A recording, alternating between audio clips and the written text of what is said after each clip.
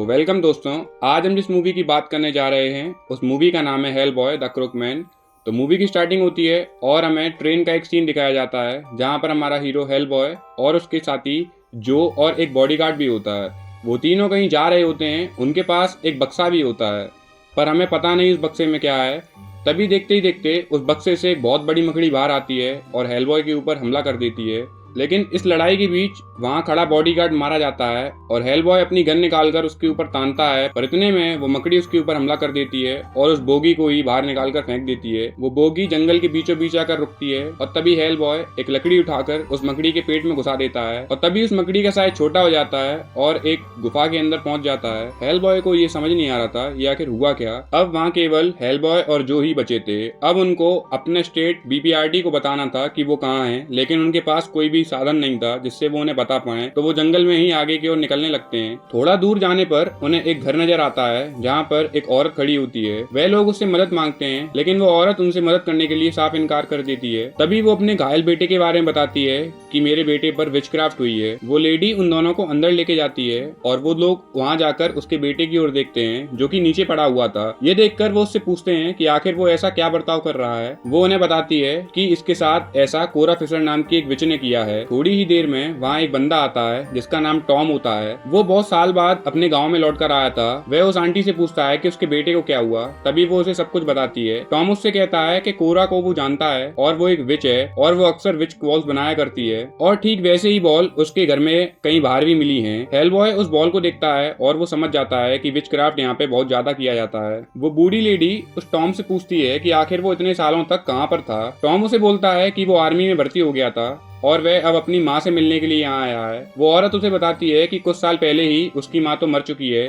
ये सुन के टॉम हैरान हो जाता है और उससे कहता है कि उसके पिता कहाँ पर हैं। तो वो कहती है कि उसके पिता 3-4 दिन से गांव से गायब हैं। ये सुनने के बाद टॉम वहाँ से जाने लगता है लेकिन जो उसे रोक देती है और कहती है कि हम लोग भी तुम्हारे साथ चलेंगे क्योंकि उन्हें एक ऐसी चीज की खोज करनी है जिसकी मदद से वे उसे ढूंढ सकते हैं। ये सुन के टॉम उन्हें अपने साथ आने के लिए तैयार हो जाता है। अब ये लोग कोरा फिशर के घर पहुंच जाते हैं क्योंकि टॉम उसे जानता था। जब वो उसके घर पर पहुंचते हैं तो देखते हैं कि कोरा की लाश पड़ी हुई है। इसके बाद वो लोग नीचे आ जाते हैं और हेलबॉय उसे बताता है कि मेरी माँ भी एक विच हुआ करती थी। उसने डेविल के साथ एक सौदा किया था जिसके बाद वो पैदा हुआ और जैसे ही वो पैदा हुआ उसकी माँ चल बसी। इसके बाद टॉम उसे बताता है कि कोरा और वो प्यार करते हैं लेकिन जब वो एक दिन एक विचक्राफ्ट कर रही थी तो काली बिल्ली की हड्डियां रखकर उसमें एक सिंबल बनाया और वहाँ पर एक डेविल समन हुआ जिसका नाम क्रुकमैन था। तभी उसने गलती से एक हड्डी को चोरी कर लिया। तभी वो उसे बताता है कि क्रुकमैन पहले बहुत अमीर हुआ करता था क्योंकि वो वॉर लड़ने वाले सभी लोगों को वेपन सप्लाई किया करता था। उसे कोई भी फर्क नहीं पड़ता था कि उसके वेपन से कौन मर रहा है। जब इस बात का गाँव वालों को पता चला कि ये काम करता है तो उन लोगों ने उसे मारकर एक पेड़ पर टांग दिया और जब वो मर गया तो उसकी आत्मा स्वर्ग में नहीं गई बल्कि हेल में गई और इसी वजह से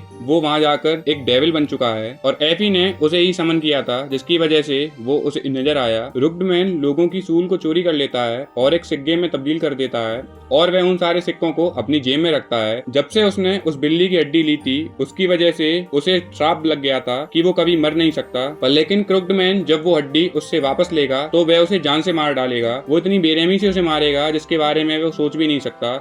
इसीलिए उसने कई बार खुद से ही मरने का ट्राई किया है लेकिन उस हड्डी की शक्ति की वजह से वो कभी मर नहीं पाया। इसलिए क्रुकमैन चाहता है कि वो हड्डी उसे वापस दे दे और इसी वजह से उसने उसकी माँ को मार डाला है। और इतनी देर में उनके घर पर एक रकून आता है जो सीधा वहाँ पड़ी उस बॉडी में घुस जाता है और तभी कोरा जिंदा हो जाती है। वो जागकर टॉम को बताती है कि उसके जाने के बाद यहाँ पर क्रुकमैन और एफी आए थे जिन्होंने उसे बहुत ज्यादा परेशान किया था।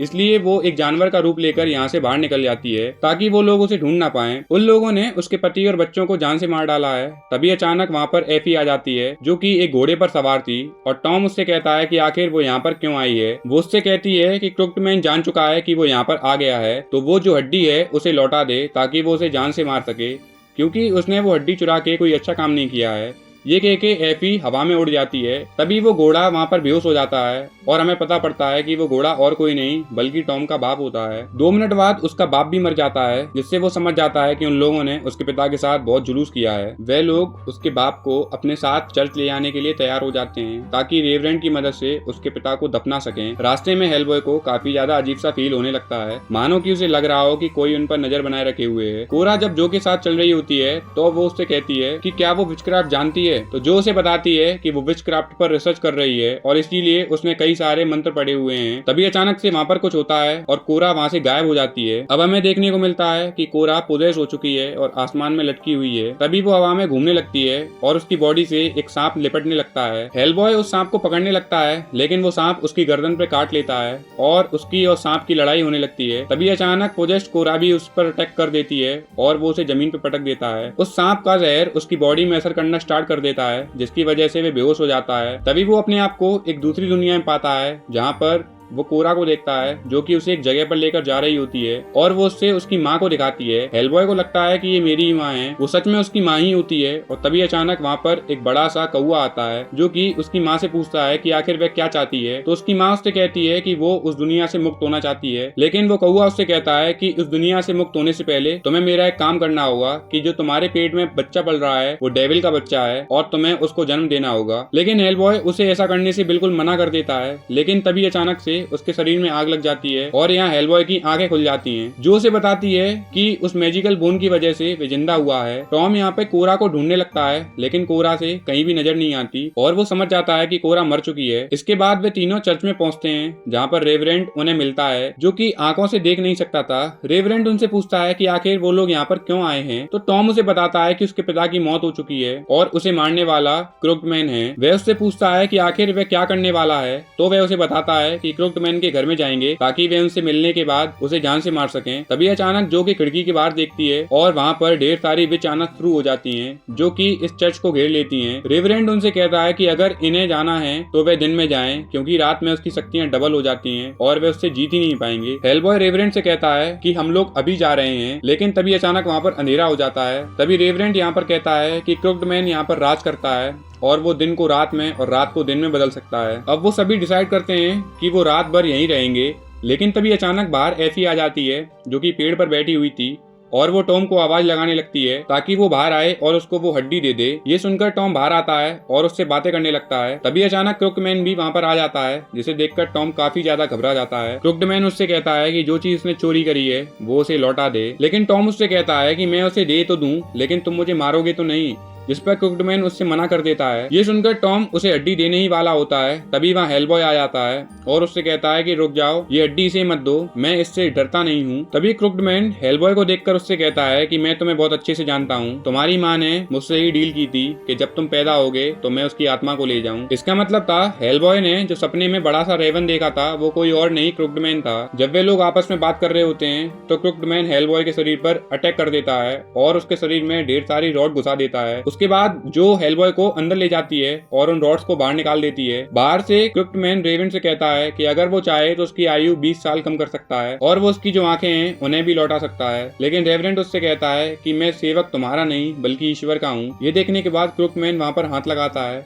और देखते ही देखते बहुत सारे मुर्दा लोग जिंदा हो जाते हैं, जो चर्च के अंदर आना शुरू हो जाते हैं। हेलबॉय उनसे लड़ने लगता है। तभी फादर एक फावड़ा उठाता है और टॉम से कहता है कि अपनी हड्डी से इस पर क्रॉस का साइन बना दे। उस फावड़े को लेकर हेलबॉय बाहर आ जाता है और उन सभी से लड़ने लगता है। वो उससे क्रुक्ड के सर पर वार करता है। इसके बाद वहाँ पर एक तेज रोशनी आती है और सभी लोग वहाँ पर बेहोश हो जाते हैं। जब हेलबॉय की आंखें खुलती हैं तो वो देखता है कि वहाँ पर उजाला हो गया है और वो क्रुक्ड को देखता है, जो कि एक कौवे का वेश में आ चुका था, और वो तुरंत वहाँ से उड़ जाता है। टॉम उससे कहता है कि उसे मारने के लिए उन्हें अभी उसके कैसल में जाना पड़ेगा। हेलबॉय वहाँ पर जाने के लिए तैयार हो जाता है, लेकिन वो जो से कहता है कि वो यहाँ पर रेवेंड के साथ ही इंतजार करे, क्योंकि कैसल में जाना खतरे से खाली नहीं। जो उसकी बात मान जाती है और हेलबॉय और टॉम जाने के लिए तैयार हो जाते हैं। यहाँ पर जो रेवेंड के साथ होती है तो जो उससे पूछती है कि आखिर क्रुक्ड ने जब जमीन पर हाथ लगाया तो सारे मुर्दा जिंदा कैसे हो गए। जरूर इस धरती के अंदर कुछ चीज मौजूद है जिसकी वजह से उसे शक्ति मिल पा रही है। तभी रेवरेंड उसे एक टनल दिखाता है और उससे कहता है कि ये टनल बहुत पुराने जमाने से बंद पड़ी हुई है। ऐसा माना जाता है कि एक हेल का एक गेट है, इसीलिए इसे बंद करने के लिए इसके ऊपर चर्च बनाया गया था ताकि यहाँ से कोई भी डेविल इस दुनिया में ना आ सके। वो रेवरेंड से कहती है कि हमें इसके नीचे जाकर देखना पड़ेगा। तभी रेवरेंड उससे कहता है कि इसके नीचे जाने के लिए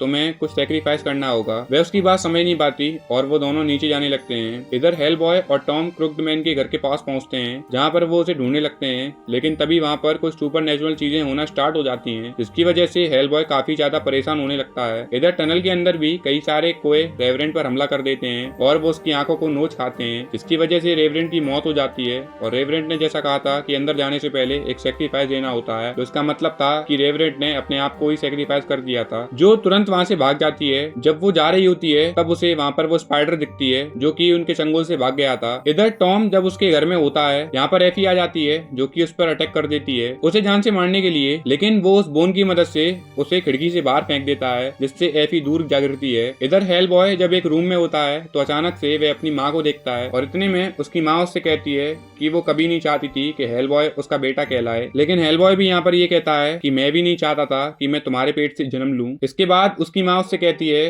कि वो डेविल उसे मुक्ति नहीं देना चाहता, इसीलिए वो ही उसे जान से मार दे। हेल बॉय अपनी गन निकाल लेता है और उसे जान से मारने के लिए तैयार हो जाता है। यहाँ पर जो उस गुफा में होती है दो स्पाइडर को देखकर डर जाती है। जब वो स्पाइडर उस पर अटैक करने वाला होता है, जो फटाफट से एक मंत्र को पढ़ने लगती है और उस मंत्र की वजह से वो स्पाइडर को चोट लगती है और वह नीचे गिर जाता है। और तभी उस स्पेल की मदद से हेल बॉय भी उसमें आ जाता है और वो देखता है कि वो गन उसने अपनी माँ के ऊपर नहीं बल्कि खुद के ऊपर ही रखी थी, यानी कि अगर वो ट्रिगर दबा देता तो खुद ही मर जाता। यहाँ पर जो जब उस स्पाइडर को देखती है जो कि उसकी शक्ति से बहुत छोटा हो चुका था, इसीलिए वो उसे एक डिब्बे में बंद कर देती है। यहाँ पर कुकडमैन आता है और वो उससे लड़ने लगता है और अपनी शक्तियों से हेलबॉय को पीटने लगता है। वो उसे जान से मारने ही वाला होता है, लेकिन तभी वहाँ पर टॉम आ जाता है जो कि उसकी तरफ कोरा की विक बॉल फेंकता है और वो उसके सीधे मुंह में चली जाती है, जिसकी वजह से वो कष्ट हो जाता है और उसका शरीर बिल्कुल भी हिल नहीं पाता, ठीक उसी तरह जैसे कि उस बच्चे के साथ हुआ था। अब यही मौका देखकर हेलबॉय उसके सर पर शूट कर देता है, जिससे कुकडमैन की मौत हो जाती है और उसकी जो आत्मा होती है वो आजाद हो जाती है। उसको जान से मारने के बाद वे दोनों अब चर्च की ओर वापस आ जाते हैं और जंगल में एवी को देखते हैं जो कि बहुत बूढ़ी हो चुकी थी, यानी कि एवी पे जो जादू किया था वो क्रुकडमैन ने किया था ताकि वो जवान दिख सके। हेलबॉय और टॉम उसको एक पेड़ से बांध देते हैं। जब वे लोग वापस से चर्च की ओर जा रहे होते हैं तो उन्हें जो मिलती है, जो उन्हें सारी बात बताती है कि कैसे उसे वो स्पाइडर मिला और उसने उस स्पाइडर को पकड़ लिया। उसके बाद वो टॉम को भी उसके गांव में छोड़ देते हैं और आगे का सफर तय करने लगते हैं और इस सब के बाद इस मूवी का एंड हो जाता है। तो दोस्तों, अगर ये हेलबॉय मूवी आपको पसंद आई हो तो एक लाइक और सब्सक्राइब जरूर करें। Thank you guys.